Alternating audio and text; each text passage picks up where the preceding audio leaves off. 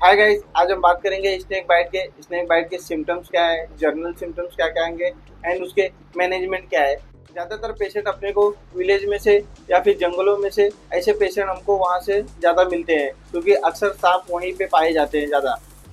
शहरों में अपने को बहुत कम देखने को मिलते हैं स्नेक बाइट के केसेस। अब बात करते हैं उसके सिम्टम्स के। सांप काटने की वजह से पहला क्या सिम्टम्स अपने को आएगा, जैसा कि पहले को पेशेंट को दर्द होगा, यानी कि पेन होगा, स्वेलिंग हो जाएगी और वहाँ सूजन आ जाएगा और रेडनेस हो जाएगा। जहाँ पे सांप काटा रहेगा उसके अगल बगल के एरिया, सराउंडिंग एरिया में वहाँ पे रेडनेस हो जाएगा एंड ब्लीडिंग होगा। ब्लीडिंग कहाँ से होगा? जहाँ से सांप काटा रहेगा, जहाँ से उसके पंख लगे रहेंगे वहाँ से उसको ब्लीडिंग हो सकता है, बट मिनिमल भी हो सकता है, एक्सेस भी हो सकता है। अब बात करते हैं उसके कि जिस पर्सन को सांप ने काटा है, पर्सन सिम्टम्स क्या क्या महसूस कर सकता है। जैसे कि पेशेंट पेन महसूस कर सकता है, सूजन रहेगा तो वो देख सकता है, रेडनेस हुआ रहेगा तो वो देख सकता है एंड ब्लीडिंग हो रहा है पेशेंट को तो ब्लीडिंग भी पेशेंट देख सकता है कि ब्लीडिंग हो रहा है, वो उसे फील कर सकता है, महसूस कर सकता है, देख सकता है। एंड पेशेंट को फील होगा nausea and vomiting, heaviness of head and patient का हार्ट बीट बढ़ जाता है। अब बात करते हैं उसके जर्नल सिम्टम्स की, सिस्टम वाइज देखेंगे। पहला तो उसका central nervous system. Central nervous system में पेशेंट को गिडीनेस होगा, हेडेक होगा, इंक्रीज थर्स्ट, थर्स्ट लेवल जो रहेगा वो बढ़ जाएगा एंड डिजीनेस रहेगा। अब बात करते हैं उसके रेस्पिरेटरी सिस्टम पे। रेस्पिरेटरी सिस्टम में क्या रहेगा? पेशेंट को डिफिकल्टी इन ब्रीदिंग, मतलब सांस लेने में पेशेंट को तकलीफ होगी। सिस्टमिक की बात करें तो पेशेंट को फीवर आएगा एंड सीवियर पेन रहेगा। एंड बात करते हैं उसके विजन की। विजन क्या होगा? विजन उसका ब्लर हो जाएगा, मतलब आंखों से दिखना एकदम धुंधलापन दिखाई देगा। हार्ट एंड वेसल्स में क्या होगा? रैपिड पल्स रेट उसका फास्ट हो जाएगा, low BP, blood pressure level कम हो जाएगा।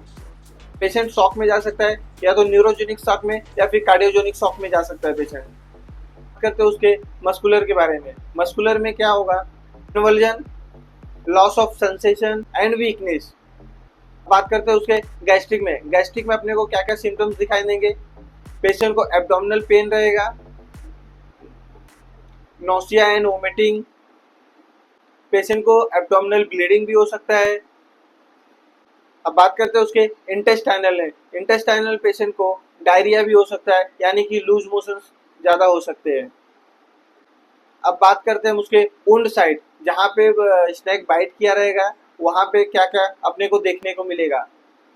पेन रहेगा वहाँ पे, redness, swelling and bleeding and burning sensation रहेगा। अब फंक मार्क दिखेगा, जो भी फंक मारा रहेगा उसके मार्क अपने को दिखाई देंगे।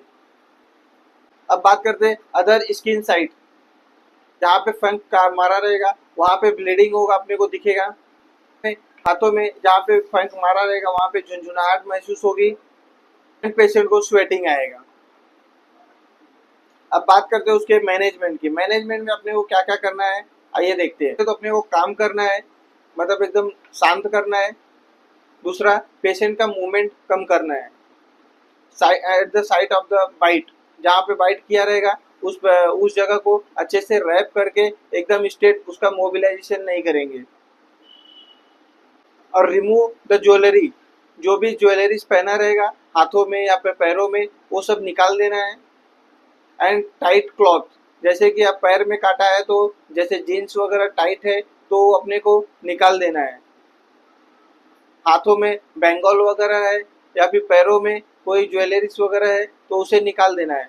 फिंगर में काटा है या फिर रिंग वगैरह रहेगा तो उसे भी निकाल देना है। पेशेंट को हॉस्पिटलाइजेशन करना पड़ेगा। पेशेंट को मेडिसिन के तौर पे एंटीवेनम इंजेक्शन जो कि इंडिया के सभी गवर्नमेंट हॉस्पिटल में इजीली अवेलेबल रहता है। पेशेंट को आईवी फ्लूइड देना है एंड रनिंग वाटर क्लीन करना है। एंड पेशेंट की ऊन को ड्रेसिंग करना है। ड्रेसिंग करने के बाद इलास्टिक जो बैंडेज रहता है उसे टाइटली रैप कर देना है। वीडियो अच्छी लगी तो लाइक करें, शेयर करें, सब्सक्राइब करें। Thank you.